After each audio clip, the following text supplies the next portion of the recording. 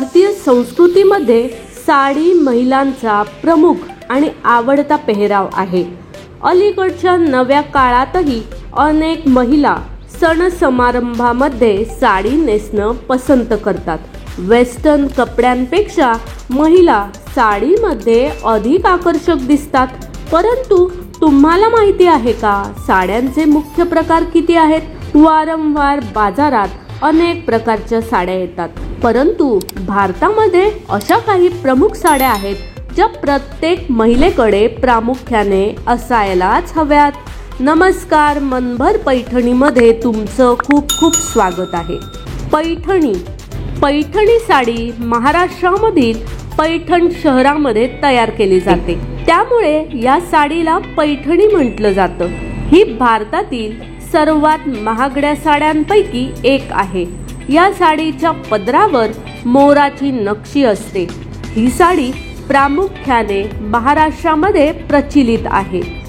कांजीवरम, तमिळनाडूच्या कांचीपुरम मध्ये या साडीची निर्मिती केली जाते, त्यामुळे या साडीला कांचीपुरम असं नाव देण्यात आलं आहे। ही साडी बनवण्यासाठी शहतूतच्या रेशमाचा वापर केला जातो। या साडीची बॉर्डर आणि पदर एकाच रंगाचा असतो।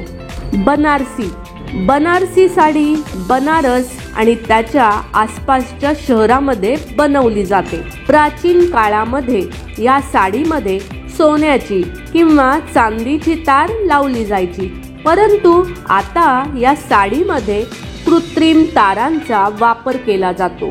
भारतातील काही ठिकाणी लग्न समारंभामध्ये बनारसी साडी आवडीने नेसली जाते। पेशवाई साडी महाराष्ट्रामध्ये अनेक ठिकाणी तयार केली जाते। या साडीचा कपडा खूप सॉफ्ट असून या साडीला पेशवाई साडी असं नाव देण्यात आलं आहे। पेशव्यांच्या काळात अशा पद्धतीच्या साड्यांचा वापर केला जायचा। साऊथ इंडियन साडी, मोती किंवा पांढऱ्या रंगाची कॉटन साडी प्रत्येक महिलेकडे असायलाच हवी। या साड्यांचा वापर दक्षिण भारतात केला जातो, मात्र अलीकडे भारतातील अनेक महिला या साडीला पसंती देतात। बांधणी साडीला बंदेज साडीच्या नावाने देखील ओळखले जाते। ही साडी गुजरात आणि राजस्थानमध्ये तयार केली जाते।